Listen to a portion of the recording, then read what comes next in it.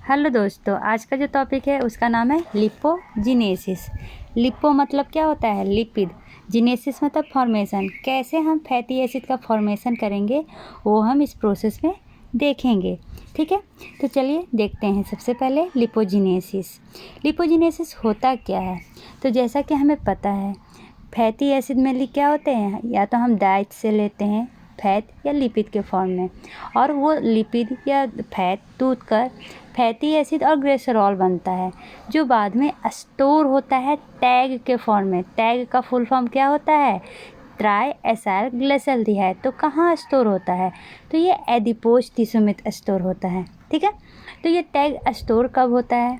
तो जब हम बहुत ज़्यादा लिपिड लेते हैं, मतलब लिपिड कंटेनिंग फैट खाते हैं, या बहुत ज़्यादा क्या लेते हैं? Excess carbohydrate.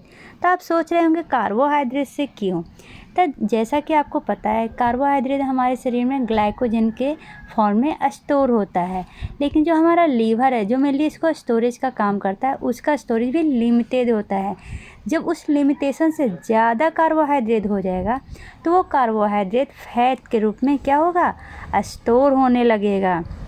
ठीक है, और तीसरा टैग बनता है अमाइनो एसिड से। अमाइनो एसिड भी एक्सेस से ज़्यादा हो जाता है तो वो चेंज होके और क्या बन जाता है? Try acyl glyceraldehyde. ये सबसे ज़्यादा फ्यूल देता है, मतलब एनर्जी देता है हमारे शरीर को। प्रोटीन एक ग्राम प्रोटीन कितना देगा? सिर्फ 4 कैलोरी देता है 1 ग्राम प्रोटीन या कार्बोहाइड्रेट, लेकिन जो हमारा फैट है वो 9 कैलोरी देता है। तो इसी से आप समझ में आ गया होगा कि टैग कितना बड़ा रिजर्वायर है फ्यूल का या एनर्जी का। ठीक है, जो हमारा बॉडी फैटी एसिड बनाता है वो इवन बनाता है मेनली। ठीक है, इसलिए कुछ फैटी एसिड जैसे कि लिनोलेनिक एसिड या लिनोलेइक एसिड। लिनोलेइक एसिड का क्या होता है स्ट्रक्चर? लिनोलेइक एसिड, जिसको ओमेगा 6 कहते हैं, या लिनोलेनिक एसिड, जिसको हम ओमेगा 3 कहते हैं। ये हमारे बॉडी के द्वारा सिंथेसाइज नहीं होता है। तो आप पूछ सकते हैं क्यों नहीं सिंथेसाइज होता है? तो ये इसलिए सिंथेसाइज नहीं होता कि हमारा बॉडी जो मेनली सिंथेसिस का काम करता है वो कार्बन नंबर 9 तक, अगर डबल बॉन्ड जो हमारा डबल बॉन्ड है वो कार्बन नंबर 9 तक रहे तो हमारा जो बॉडी है वो आराम से सिंथेसिस कर सकता है, लेकिन इसके बाद अगर डबल बॉन्ड रहे तो नहीं कर सकता। ठीक है, तो ये जो लिनोलेइक एसिड है जिसको ओमेगा 6 कहते हैं, तो इसमें कहाँ पे डबल बॉन्ड है? तो ओमेगा 6 कहने का क्या मतलब है? देखिए, मान लीजिए कि ये कार्बन का चेन है, बहुत बड़ा चेन है। अगर 18 बनाने लगे तो मेरा स्क्रीन छोटा पड़ जाएगा। 1 2 3 4 5 समझ लीजिए ये चेन है। जो सबसे लास्ट वाला कार्बन होगा उसको हम ओमेगा कहते हैं। ओमेगा 3 कहने का क्या मतलब है? इस ओमेगा से पहला, दूसरा, तीसरा कार्बन पे डबल बॉन्ड होना। ओमेगा 6 कहने का मतलब है पहला, दूसरा, तीसरा, चौथा, पाँचवा, छठा कार्बन पे डबल बॉन्ड होना। तो ये जो भी होगा वो 9 कार्बन के बाद होगा, इसलिए मेनली लिनोलेइक एसिड और लिनोलेनिक एसिड हमारे शरीर के द्वारा प्रोड्यूस नहीं होता है। यहाँ तक समझने में कोई प्रॉब्लम नहीं है। अब देखिए, मेनली हम क्या देखते हैं कि फैटी एसिड से, अब फैटी एसिड कहाँ से आया? अभी बताया, लिपिड टूटता है लाइपेज के प्रेजेंस में, फैटी एसिड और ग्लिसरॉल। ये फैटी एसिड ब्लड में चला जाता है और बीटा ऑक्सीडेशन से बनाता है एसिटाइल कोएंजाइम ए।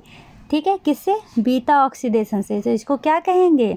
इसको मेनली कहेंगे लिपोलाइसिस। लेकिन लिपोजिनेसिस में क्या होता है? इसका जस्ट अब उल्टा, एसिटाइल कोएंजाइम में से क्या बनेगा? फैटी एसिड बनेगा। तो इसको क्या कहते हैं? Biosynthesis of fatty acid. ठीक है, अब तो ये एसिटाइल कोएंजाइम का क्या फेट है? तो same, excess carbohydrate store change हो जाता है एसिटाइल कोएंजाइम में, और एसिटाइल कोएंजाइम स्टोर हो जाता है फैट के फॉर्म में। ठीक है, यहाँ तक समझने में कोई प्रॉब्लम नहीं है। चलिए अब आगे बढ़ते हैं। चलिए अब आते हैं लिपोजिनेसिस। लिपोजिनेसिस मतलब क्या होता है? लिपिड का फॉर्मेशन। इसमें हम mainly biosynthesis of fatty acid देखेंगे। तो ये मेनली होता कहाँ कहाँ है, जो हमारा फैटी एसिड है ये स्टोर कहाँ कहाँ होता है। तो इसका storage mainly adipose tissue, liver, kidney और लैक्टेटिंग ममेलिक ग्लैंड में होता है। ठीक है, तो आपसे अगर कोई पूछेगा कि फैटी एसिड जो ये स्टोर होता है टैग के फॉर्म में, वो कहाँ होता है, तो एडिपोज टिश्यू, लीवर, किडनी और लैक्टेटिंग ममेलिक ग्लैंड में। ठीक है, तब ये जो लिपोजेनेसिस है, लिपोजेनेसिस का मेन लोकेशन क्या है, तो ऐसे तो ये 3 ऑर्गन में होता है। कहाँ कहाँ पर, तो साइटोसोल में डी नोवो प्रोसेस के द्वारा, माइटोकॉन्ड्रिया में और स्मूथ ईआर में। स्मूथ ईआर मतलब क्या होता है, जैसा कि आपको पता है एंडोप्लाज्मिक रेटिकुलम 2 तरह का होता है। पहला होता है रफ ईआर और दूसरा होता है स्मूथ ईआर। रफ ईआर कहने का क्या मतलब है, इसमें राइबोसोम प्रेजेंट होते हैं। स्मूथ ईआर में राइबोसोम प्रेजेंट नहीं होता है। ये लिपिड के सिंथेसिस में हेल्प करता है। तो अभी क्या हो रहा है, लिपिड का सिंथेसिस हो रहा है, सिंपल है। तो यहाँ पर 3 मेनली लोकेशन होता है, लेकिन जो मेन लोकेशन होता है वो साइटोसोल होता है। अगर पूछेगा कोई लिपोजेनेसिस कहाँ होता है, तो साइटोसोल में होता है। ठीक है, चलिए अब आते हैं फैटी एसिड के प्रोसेस में, फैटी एसिड के बायोसिंथेसिस के प्रोसेस में। तो जो सबसे पहला प्रोसेस होता है उसको कहते हैं production of acetyl coenzyme A और क्या NADPH। अभी थोड़ा देर पहले बताए थे कि जो फैटी एसिड है वो बीटा ऑक्सीडेशन से टूट के क्या बनता है, एसिटाइल कोएंजाइम है। और अगर उसको स्टोर करना है फैटी एसिड को, तो एसिटाइल कोएंजाइम को क्या करना पड़ेगा, बायोसिंथेसिस करना पड़ेगा और उसको टैग बनाना पड़ेगा। ठीक है, तो सबसे पहला काम क्या है, एसिटाइल कोएंजाइम का प्रोडक्शन। तो ये होता किस प्रोसेस के द्वारा है, ये एक प्रोसेस के द्वारा होता है जिसको हम कहते हैं कार्निथिन शटल सिस्टम। क्या उस प्रोसेस का नाम है, कार्निथिन तो होता है बीटा ऑक्सीडेशन में, सिट्रेट शटल सिस्टम। अब सिट्रेट शटल सिस्टम में क्या होता है, जैसा कि आपको पता है मेनली क्या होता है, साइटोप्लाज्म में हमारा फैटी एसिड सिंथेसिस होता है। लेकिन फैटी एसिड सिंथेसिस के लिए हमें चाहिए एसिटाइल कोएंजाइम ए, जो साइटोसोल में प्रेजेंट नहीं होता। वो प्रेजेंट कहाँ होता है, तो वो प्रेजेंट होता है हमारे माइटोकॉन्ड्रियल मैट्रिक्स में। तो सिट्रेट शटल सिस्टम के थ्रू हम क्या करते हैं, तो ये एसिटाइल कोएंजाइम है ए है, उसको हम माइटोकॉन्ड्रियल मैट्रिक्स से साइटोप्लाज्म में लाते हैं। ठीक है, तो इसमें होता क्या है, सबसे पहले आपको पता है कि हमारे साइटोप्लाज्म में क्या होता है, ग्लाइकोलाइसिस होती है। तो उसमें ग्लूकोज चेंज हो जाता है किस में, पायरुवेट में। ग्लूकोज हमारा चेंज हो जाता है पायरुवेट में। और जो माइटोकॉन्ड्रिया का दोनों लेयर होता है ये पायरुवेट के लिए परमिएबल होता है। तो हमारा पायरुवेट आसानी से माइटोकॉन्ड्रिया के मैट्रिक्स में चला जाता है। अब pyruvate acetyl coenzyme A 2 process से बनाता है। एक तो एक एंजाइम आते हैं जिसको कहा जाता है पायरुवेट डिहाइड्रोजिनेज, इससे इजीली डायरेक्ट वो कन्वर्ट हो जाएगा एसिटाइल कोएंजाइम ए में। ठीक है, और दूसरा पायरुवेट कार्बोजिलेज से ये पहले चेंज करता है क्या में, ऑक्जेलो एसीटेट में। और ये ऑक्जेलो एसीटेट और एसिटाइल कोएंजाइम में मिलके बनता है सिट्रेट। कैसे, तो मेरा जो एसिटाइल कोएंजाइम है ये 2 कार्बन का होता है, ऑक्जेलो एसीटेट 4 कार्बन का होता है। तो ये दोनों मिलके 6 कार्बन का सिट्रेट बना लेता है। किस एंजाइम की मदद से, तो सिट्रेट सिंथेज। क्यों, क्योंकि सिट्रेट का सिंथेसिस हो रहा है, इसलिए सिट्रेट सिंथेज की मदद से सिट्रेट का फॉर्मेशन होता है। तो आप ये क्वेश्चन पूछ सकते हैं, ये एसिटाइल कोएंजाइम में डायरेक्ट ही क्यों नहीं चल जाता, ऑक्जेलो एसीटेट डायरेक्ट क्यों नहीं जाता, क्योंकि ये जो माइटोकॉन्ड्रिया का मेम्ब्रेन है ये इम्परमिएबल है। इसलिए हम तो सिट्रेट शटल सिस्टम देख रहे हैं। सिट्रेट क्या होता है, ईजिली पास कर जाता है माइटोकॉन्ड्रियल मैट्रिक्स में। अब जब सिट्रेट पास कर गया और आ गया साइटोप्लाज्म में, तो ये साइटोप्लाज्म में आके क्या हो जाता है, फिर से 2 पार्ट में टूट जाता है, ऑक्जेलो एसीटेट और एसिटाइल कोएंजाइम ए में। अब ये जो एसिटाइल कोएंजाइम ए है वो फिर से मेलानिन कोएंजाइम में चेंज हो जाएगा। ये प्रोसेस तो आगे का है, अभी जो हम प्रोसेस पढ़ रहे हैं उसमें क्या है, production of acetyl coenzyme A. आप समझ गए production of acetyl coenzyme A. और दूसरा NADPH। NADPH का प्रोसेस जो फॉर्मेशन होता है वो मेनली 2 प्रोसेस से होता है। एक तो कौन सा, ये देखिए क्या है, PPP पेंटोज फॉस्फेट पाथवे, या इसको HMP संत भी कहा जाता है। इसके थ्रू क्या होता है, NADPH का फॉर्मेशन होता है। ठीक है, तो अब आगे का प्रोसेस एक थोड़ा सा ओवरलुक दे देती हूँ। एसिटाइल कोएंजाइम में बन जाता है मेलेनाइल कोएंजाइम में, और ये NADPH के साथ मिलकर फैटी एसिड का फॉर्मेशन करता है। जितना इजी दिख रहा है उतना इजी है नहीं। तो पहला हमने सीख लिया production of acetyl coenzyme A और NADPH। अब दूसरा क्या प्रोसेस है, दूसरा प्रोसेस है conversion of acetyl coenzyme A into क्या, मेलोनिल कोएंजाइम ए। ठीक है, इसके लिए सिंपल हमें कुछ नहीं करना पड़ता है, एक स्टेप है, क्या, एक एंजाइम है जिसका नाम है एसिटिल कोएंजाइम ए कार्बोक्सिलेज। इस एंजाइम के थ्रू डायरेक्ट हमारा एसिटाइल कोएंजाइम ए कन्वर्ट हो जाता है मेलोनिल कोएंजाइम ए में। आप यहाँ पर इस प्रोसेस को देख सकते हैं, क्या हुआ है, acetyl coenzyme A malonyl coenzyme A में चेंज हो गया है। किस एंजाइम की मदद से, ACC। अब ACC का फुल फॉर्म क्या है, एसिटिल कोएंजाइम ए कार्बोक्सिलेज, और इसके लिए विटामिन B7 का भी ज़रूरत होता है, और इसमें मेनली ATP चेंज होकर ADP में बनता है। और जो ये कार्बोक्सिलेज है ये क्या काम करेगा, तो ये कार्बन मतलब CO2 प्रोवाइड कराएगा। ठीक है, तो अगर आप स्ट्रक्चर के थ्रू देखना चाहते हैं तो मैं स्ट्रक्चर बताती हूँ। जो हमारा एसिटिल कोएंजाइम में है उसका स्ट्रक्चर इस तरह का होता है, CH3 C double bond O, और यहाँ पर कोएंजाइम में ऐड हो गया। अब ACC के मदद से ACC क्या करता है, CO2 प्रोवाइड करवाता है। तो क्या बन जाएगा, देखें ये स्ट्रक्चर बन जाएगा, HCO, ये क्या था, एसिटिल था, इसमें CO2 ऐड हो गया। CO2 ऐड होने का क्या मतलब है, कार्बोक्सिलिक एसिड ऐड हो गया है। ठीक है, ये प्रोसेस इनहिबिट हो सकता है किसके द्वारा, कैट के द्वारा। जैसा कि मैंने स्टार्टिंग में बताया था, क्या होता है, फैटी टैग जो है या फैटी एसिड कह सकते हैं, वो चेंज होता है बीटा ऑक्सीडेशन से एसिटिल कोएंजाइम ए में। अब ये एसिटिल कोएंजाइम में भी ये क्या है, बायोसिंथेसिस ऑफ फैटी एसिड में चेंज हो जाता है टैग या फैटी एसिड में। ठीक है, तो ये दोनों एक दूसरे का क्या हुआ, इन्वर्सल हुआ। अगर ये वाला प्रोसेस हो रहा है तो ये नहीं, अगर ये वाला प्रोसेस हुआ तो ये नहीं। तो कह सकते हैं लिपोजिनेसिस और लिपोलाइसिस एक दूसरे का क्या होता है, इन्वर्सली प्रोपोर्शनल होता है। अगर लिपोजिनेसिस हो रहा है तो लिपोलाइसिस नहीं, लिपोलाइसिस हो रहा है तो लिपोजिनेसिस नहीं। तो अभी हम कौन सा पढ़ रहे हैं, लिपोजिनेसिस पढ़ रहे हैं। तो ये लिपोलाइसिस एंजाइम के द्वारा क्या होगा, इनहिबिट होगा। और कहाँ पर इनहिबिट होगा, ये मेलोनिल का फॉर्मेशन हो रहा है वहाँ पर, इसलिए ये स्टेप क्या है, रेट लिमिटिंग स्टेप है। ठीक है, यहाँ तक समझने में कोई प्रॉब्लम नहीं है। अब जो तीसरा टॉपिक है उसमें क्या है, तो उसमें होता है conversion of acetyl coenzyme, sorry ये तो बता दिया। तीसरा स्टेप में क्या होता है, reaction of fatty acid synthase complex.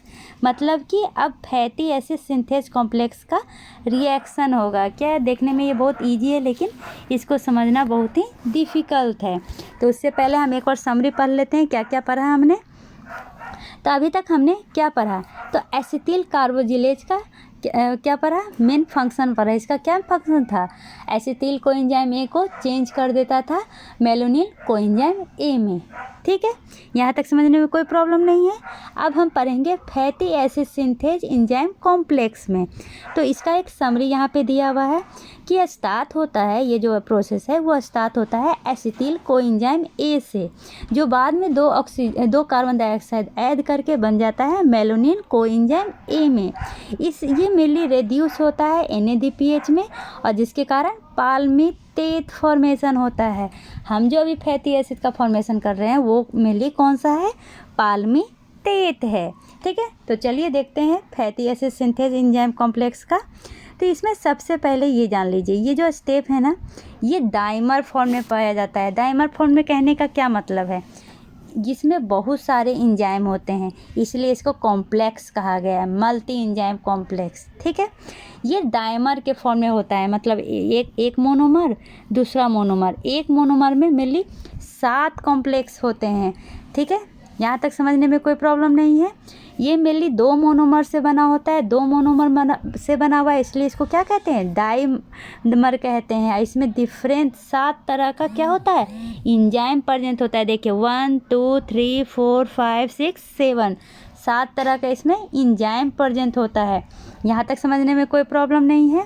ये जो बीच का लाइन जो डिवाइड हुआ है उसको हम क्या कहते हैं, सब यूनिट डिवीजन कहते हैं। और जो यहाँ पर ऐसे लाइन डिवाइड हुआ है इसको फंक्शनल डिवीजन कहते हैं।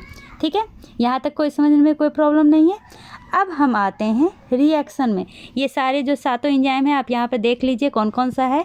कीटो acyl synthase, acetyl transacylase, malonyl transacylase, hydratase enoyl reductase, keto acyl reductase, ACP और थियोस्टेरेज। ये मेनली 7 एंजाइम प्रेजेंट होते हैं इसमें। ठीक है, तो अब चलिए उसके प्रोसेस में जाते हैं। तो प्रोसेस में हम क्या पढ़ेंगे, जो हमारा मेन प्रोडक्ट होगा वो क्या होगा, कार्बन 16, मतलब कि पाल्मिटिक एसिड बनाएंगे। जो अभी हम फैटी एसिड का सिंथेसिस कर रहे हैं उसमें कितना कार्बन हम जोड़ेंगे, 16 कार्बन जोड़ेंगे। ठीक है, तो 16 कार्बन जोड़ने के लिए हमें क्या चाहिए, पहले ही एसिटिल कोएंजाइम है आपको पता है, और क्या 7 मेलोनिन कोएंजाइम है, 14 NADPH 14H+। इससे क्या बनेगा, पाल्मिटिक एसिड बनेगा। ठीक है, तो ये बनेगा कैसे ये अभी हम देखेंगे इस स्टेप में। ठीक है, चलिए आगे बढ़ते हैं। अब अगर आप कहिएगा कि इसमें जो मोनोमर है क्या ये एक्टिव है, नहीं, जब तक 2 मोनोमर मिलता नहीं है तब तक ये एक्टिव नहीं होता है। एक्टिव फॉर्म क्या है, डाइमर है। ठीक है, अब मान लीजिए यहाँ पे सिस्टीन और ACP क्या है, डबल बॉन्ड से ये बॉन्डेड है। ठीक है, तो अब रिएक्शन करते हैं। इसमें मेनली 6 रिएक्शन होता है।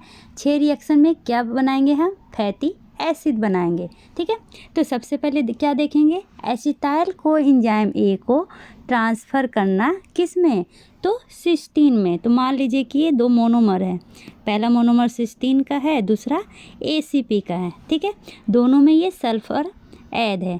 तो सबसे पहला जो हमारा एसिटाइल कोएंजाइम A है ना वो आएगा सिस्टीन के पास। ठीक है, यहाँ पर आके एसिटाइल कोएंजाइम A जुड़ जाएगा। ठीक है, जुड़ गया, लेकिन जो मेन होता है वर्क वो होता है इलोंगेशन का ACP में। तब यहाँ से ये शिफ्ट होकर यहाँ पर आ जाएगा, कहाँ पर, ACP के पास आ जाएगा। ठीक है, यहाँ तक समझने में कोई प्रॉब्लम नहीं है। तो जब ये यहाँ पर आएगा, कहाँ पर, यहाँ पर आएगा, तो इसका जो कोएंजाइम A है ये क्या होता है, रिमूव हो जाता है। ठीक है, तो स्ट्रक्चर कैसे बनता है मैं आपको अपना नोट्स से बताती हूँ तो ज़्यादा ही। सबसे पहले जो हमारा एसिटिल कोएंजाइम A है ना वो जाके सिस्टीन पे जुड़ जाता है। ठीक है, देखिए यहाँ पे सिस्टीन पे जुड़ गया। अब हमारा ACP खाली हो गया। तो ACP पे मेनली होता क्या है, तो यहाँ पर आके जुड़ता है हमारा मेलोनिन कोएंजाइम A। ठीक है, तो सबसे पहले हमें बनाना क्या है ये देख लीजिए। अगर फाइनल आपको पता रहेगा तो आप क्या बना रहे हैं, क्या अप्रोच करना है ये सब पता चलेगा। हमें बनाना है फैटी एसिड। फैटी एसिड का मेनली जो R वाला कंपाउंड है ना वो क्या होता है, सिर्फ हाइड्रोकार्बन्स होते हैं, उसमें कोई भी डबल बॉन्ड नहीं होता है, कोई भी फंक्शनल बॉन्ड नहीं होता है। ठीक है, तो हमें R बनाना है और एक एसिड बनाना है, और इससे क्या हो जाएगा, हमारा फैटी एसिड कंप्लीट हो जाएगा। तो सबसे पहला अप्रोच क्या था, एसिटिल कोएंजाइम A को हमको सिस्टीन पे ऐड करना है। किस एंजाइम की मदद से, तो acetyl coenzyme A ACP translocase की मदद से। जब हमारा एसिटिल कोएंजाइम A सिस पे आके जुड़ेगा तो उसमें उसका जो कोएंजाइम A है वो निकल जाएगा, तो सिर्फ क्या जुड़ेगा, एसिटिल जुड़ेगा। यहाँ तक समझने में कोई प्रॉब्लम नहीं है। सेकेंड स्टेप में हमारा मेलोनिल कोएंजाइम A आके ACP पे जुड़ जाता है। ठीक है, तो किस एंजाइम की मदद से, तो मेलोनिन कोएंजाइम A ACP ट्रांसएसाइलेज की मदद से। ठीक है, तो इसमें जो जुड़ के जो कंपाउंड बना उसको क्या कहते हैं, एसाइल मेलोनिन एंजाइम, ये सॉरी इसको कॉम्प्लेक्स कहेंगे। ठीक है, ये हमारे लिए हमारा कॉम्प्लेक्स बन गया। सिस्टीन से क्या जुड़ा, एसिटिल कोएंजाइम A, जिसमें कोएंजाइम A निकल गया तो सिर्फ एसिटिल जुड़ा, और ACP से कौन सा जुड़ा, मेलोनिन कोएंजाइम A, तो कोएंजाइम A निकल गया तो सिर्फ मेलोनिन जुड़ा। ठीक है, यहाँ तक समझ में आ गया। अब तीसरा स्टेप में क्या हो रहा है, कंडेंसेशन हो रहा है। क्या हो रहा है? कंडेंसेशन। इसका क्या मतलब है? जो हमारा एसिटिल कोएंजाइम है वो शिफ्ट होके आ जाएगा किसके पास? ACP के पास। तो आपको देखना है, देखिए याद रखिएगा, ये जो रेड कलर से किया हुआ है ना डैश, ये मेलोनिन है, क्योंकि ये आगे आपको पता चलेगा। क्योंकि लास्ट जो हमारा फैटी एसिड बनता है ना, उसमें सिर्फ एक एसिटाइल कोएंजाइम ए कंट्रीब्यूट करता है, बाकी जो भी रहता है ना वो मेलोनिन कोएंजाइम ए रहता है। ठीक है, तो हमारा एसिटिल कोएंजाइम में आके जुड़ गया। तो जुड़ा कहाँ पे? देखिए यहाँ पर जुड़ा है, क्योंकि ये वाला पाथ क्या है? ये वाला पाथ पहले से ही आप यहाँ पर देख रहे हैं। ठीक है, इसमें क्या हो गया? एसिटिल कोएंजाइम शिफ्ट होके यहाँ पर आ गया। तो इसको क्या कहते हैं? Beta keto acyl ACP। इसको बीटा कीटो एसाइल क्यों कहते हैं? देखिए ये हमारा मेन फंक्शनल ग्रुप है। फंक्शनल ग्रुप के बगल वाले कार्बन को अल्फ़ा कहते हैं, उसके बगल वाले कार्बन को बीटा कहते हैं। देखिए बीटा पे ही क्या है? हमारा कीटो ग्रुप अटैच है। ठीक है, तो ये किस एंजाइम की मदद से होता है? ये जिस एंजाइम की मदद से होता है उसको कहते हैं beta keto acyl ACP synthase. इसमें आप एक और चीज़ ध्यान दे रहे होंगे, जो हमारा एसिटिल कोएंजाइम है ना, उसे एक CO2 निकल जाता है। मतलब कि देखिए यहाँ जो हमारा ये जो मेलोनिन है ना, इससे जो ये लास्ट वाला CO2 है ना वो निकल जाएगा जब हमारा एसिटिल कोएंजाइम ए शिफ्ट होके यहाँ पर आएगा। ठीक है, तो देखिए मेनली फॉर्मेशन हो गया किसका? बीटा कीटो एसाइल ACP का। अब क्या होगा? रिडक्शन होगा। रिडक्शन किसका? हमारा कीटोन ग्रुप का। क्यों होगा? क्योंकि जो R फंक्शनल ग्रुप है वो क्या है? उसमें कोई भी डबल बॉन्ड नहीं है, कोई भी फंक्शनल ग्रुप नहीं है, और कीटोन बॉडी क्या है? फंक्शनल ग्रुप है। तो सबसे पहले हम इसका क्या करेंगे? रिडक्शन करेंगे। रिडक्शन करने के लिए कौन सा एंजाइम आता है? Beta keto acyl ACP reductase. इसमें मेनली NADPH क्या में चेंज हो जाएगा? NADP प्लस में चेंज हो जाएगा। और ये जो ये जो H बच गया, ये जाके एक तो यहाँ पर जुड़ जाएगा और एक नीचे वाला कार्बन पे जुड़ जाएगा। देखिए ये स्ट्रक्चर फॉर्मेशन होगा, एक H यहाँ पे जुड़ गया, एक H यहाँ पे जुड़ गया। समझने में कोई प्रॉब्लम नहीं है। इस स्ट्रक्चर को क्या कहते हैं? इस स्ट्रक्चर को कहते हैं बीटा हाइड्रोक्सी एसाइल ACP। अब बीटा हाइड्रोक्सी क्यों? देखिए कीटोन ग्रुप चेंज होके क्या हो गया? हाइड्रोक्सी बन गया। एक चीज़ याद रखिएगा, अल्कोहल का ऑक्सीडेशन होगा तो वो बनेगा अल्डिहाइड या कीटोन। ठीक है, और उसका ऑक्सीडेशन होगा तो वो बनेगा एसिड। अब इसका उल्टा कर दीजिए, अगर एसिड का रिडक्शन होगा तो बन जाएगा अल्डिहाइड या कीटोन, और उसका रिडक्शन हो जाएगा तो बन जाएगा अल्कोहल। तो देखिए यहाँ पर कीटोन का हम रिडक्शन किए हैं तो क्या बन गया? अल्कोहल बन गया। यहाँ तक समझने में कोई प्रॉब्लम नहीं है। ठीक है, चलिए अब आगे बढ़ते हैं। क्या कह रहा है? रिडक्शन के थ्रू हम क्या कर दिए? अल्कोहल बना दिए। अब आपको पता है इसका क्या होगा? डिहाइड्रेशन। डिहाइड्रेशन मतलब क्या होता है? Removal of water. H2OH क्या करेगा? एक H प्लस लेगा और निकल जाएगा। तो वही यहाँ पर क्या है देखिए, तो इसका क्या नाम रखाया है? इसका नाम रखाया है डेल्टा स्क्वायर ट्रांसइनोल ACP। ठीक है, इस स्ट्रक्चर का क्या नाम है? Delta square trans enoyl ACP। ठीक है, इसमें क्या हुआ? H2O निकल गया और क्या बन गया? डबल बॉन्ड हो गया। फिर से क्या होगा? रिडक्शन होगा। इसमें क्या होंगे? दो हाइड्रोजन आकर ये डबल बॉन्ड पे एक हाइड्रोजन जुड़ जाएगा दोनों कार्बन पे, तो ये क्या हो जाएगा? हमारा सैचुरेटेड कार्बन बन जाएगा। समझने में कोई प्रॉब्लम नहीं है। अब जब एक बार सैचुरेटेड कार्बन बन गया तो ये पूरा कंपाउंड शिफ्ट होके कहाँ चला जाएगा? फिर से सिस्टीन के पास चला जाएगा। क्यों? ताकि फिर से मेलोनिन आए और हमारा ACP पे ज्वाइन करे और फिर से ये वाला ग्रुप इस पे अटैच हो, और ऐसे ऐसे करके कितने कार्बन बन जाए? हमें 60 कार्बन चाहिए, 16, तो 16 कार्बन बन जाए। तो इसमें आप देखेंगे एसिटाइल कोएंजाइम में क्या था? सिर्फ स्टार्टिंग का था, उसके बाद सारे क्या हुए? मेलोनिन कोएंजाइम A आके शिफ्ट हुआ है। ठीक है, यहाँ तक कोई प्रॉब्लम नहीं है। देखिए जब पहला रिएक्शन हुआ तो उसमें कितने कार्बन बने? 1 2 3 4। ठीक है, ऐसे ऐसे मेनली 6 बार ये रिपीट होता है। ठीक है, 6 बार रिपीट करने का क्या मतलब है? एक बार ऑलरेडी हो चुका है। ठीक है। इसके बाद 6 बार रिपीट होगा, मतलब टोटल 7 साइकिल होंगे और ये मेनली पाल्मिटिक एसिड का फॉर्मेशन हो जाएगा। तब पाल्मिटिक एसिड के फॉर्मेशन में आप क्या देखें कि इसमें एक एसिटिल कोएंजाइम ये होता है, ठीक है। उसके बाद क्या देखें, उसमें 7 क्या होते हैं, मेनली मेलोनिल होता है, ठीक है, क्योंकि 7 ये साइकिल वालों से 7 बार साइकिल हुआ है इसलिए 7 मेलोनिन होता है, 14 NADPH होते हैं और 7 ATP का प्रोडक्शन होता है, मतलब प्रोडक्शन नहीं ATP यूज होता है इसमें, ठीक है। इस तरह हमारा पूरा फैटी एसिड का फॉर्मेशन होता है। अगर पाल्मिटिक एसिड बनाना रहे तो पाल्मिटिक एसिड, और भी कोई बनाना रहे तो उसका कार्बन देखा जाता है और उसके अनुसार यहाँ पे मेलोनिन को ज्वाइन किया जाता है। सिंपल है। आशा है आपको ये वीडियो पसंद आया होगा। पसंद आया तो लाइक सब्सक्राइब करना ना भूलें। Bye bye, take care, see you.